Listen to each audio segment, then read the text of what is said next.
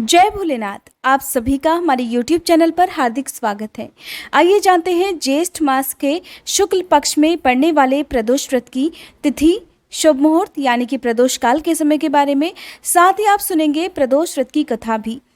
प्रदोष व्रत भगवान शिव को समर्पित होता है और इस दिन प्रदोष काल के समय में भगवान शिव की पूरे विधि विधान से पूजा अर्चना की जाती है। प्रदोष काल में पूजा करने के बाद इस व्रत को खोल लिया जाता है।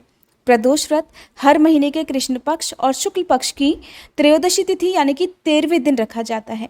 कई बार त्रयोदशी तिथि और एकादशी व्रत के पारण का दिन एक ही दिन होता है। तो ऐसे में जिन लोगों ने भी इस बार निर्जला एकादशी का व्रत रखा है, अगर उन्होंने 12 जून रविवार के दिन व्रत का पारण करना है और साथ ही प्रदोष व्रत भी रखना है, तो उन्हें क्या खाकर अपने व्रत का पारण करना चाहिए यानी कि एकादशी का व्रत खोलना चाहिए कि आपका प्रदोष व्रत भी प्रारंभ हो जाए। ये सारी जानकारी आज की इस वीडियो में मिलने वाली है। उससे पहले आप सभी से अनुरोध है, अगर आपने अभी तक हमारे चैनल को सब्सक्राइब नहीं किया है तो चैनल को सब्सक्राइब जरूर कर लें, ताकि प्रदोष व्रत की कथा और पूजा विधि के साथ आने वाले जितने भी व्रत और त्यौहार हैं उनकी जानकारी भी आपको समय से मिल सके।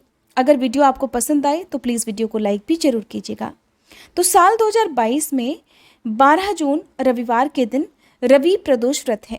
रविवार का दिन होने के कारण ही इसका नाम रवि प्रदोष व्रत है।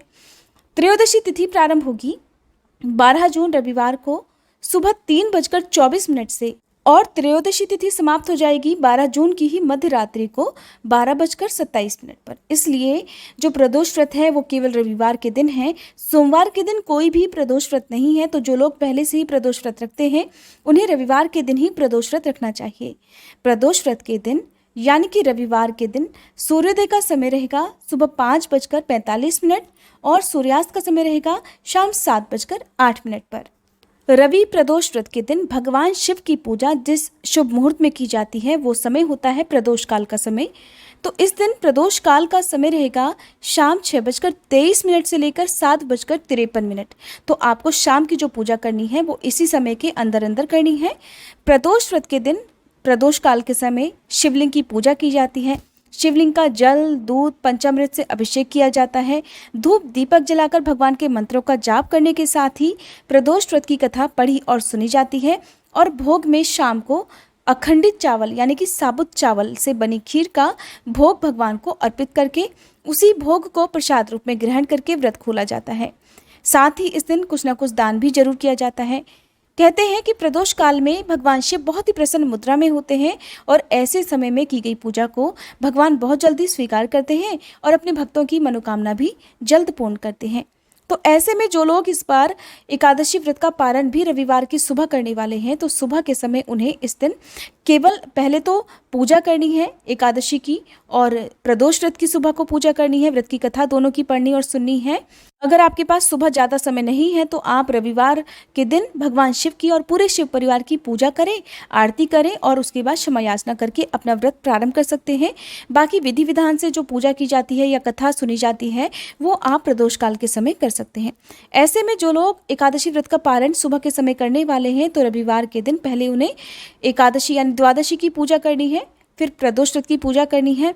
फिर व्रत का पारण करते समय आपको केवल तुलसी दल और जल या कोई भी फलों का रस यानी कि फलों के जूस से आप व्रत खोल सकते हैं, नींबू पानी से खोल सकते हैं, लेकिन नमक नहीं होना चाहिए। इसके अलावा आप फल भी इस दिन ले सकते हैं। सुबह के समय फल ग्रहण करके फिर दिन भर आपको कुछ नहीं खाना चाहिए। शाम की पूजा करने के बाद आप भगवान की पूजा करें और उसके बाद व्रत खोल सकते हैं।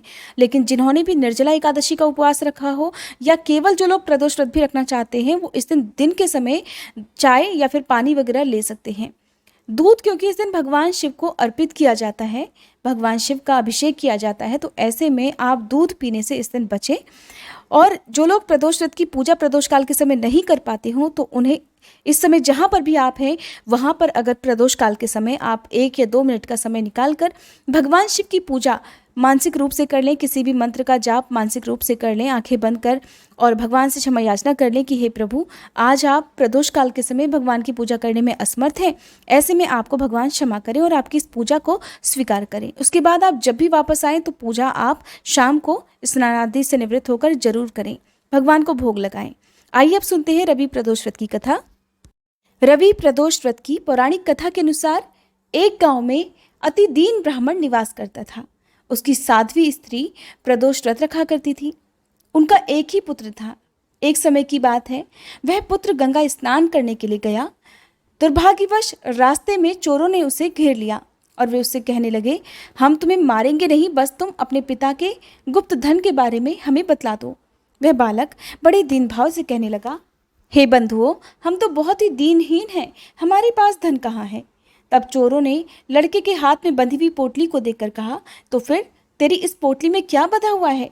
बालक ने बिना किसी डर के कहा, इसमें तो मेरी माँ ने रास्ते में खाने के लिए रोटियां बांध कर दी हैं। ये सुनकर चोरों ने अपने साथियों से कहा, साथियों, लगता है ये सच में ही बहुत दीन दुखी मनुष्य है, इसलिए हम इसको छोड़कर किसी और को लूटेंगे। ऐसा कहकर चोरों ने उस बालक को जाने दिया।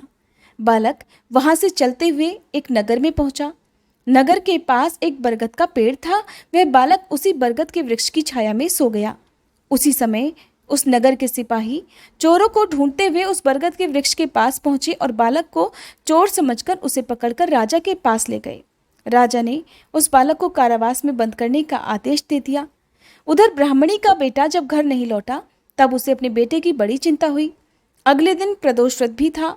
ब्राह्मणी ने सच्चे मन से प्रदोष व्रत किया और भगवान शिव से मन ही मन अपने पुत्र की कुशलता की प्रार्थना करने लगी। भगवान शिव ने उस ब्राह्मणी की प्रार्थना स्वीकार कर ली। उसी रात भगवान शंकर ने उस राजा को स्वप्न में आदेश दिया कि वह बालक चोर नहीं है, वह निर्दोष है, उसे प्रातःकाल होते ही छोड़ दे, नहीं तो उसका सारा राज्य वैभव नष्ट हो जाएगा।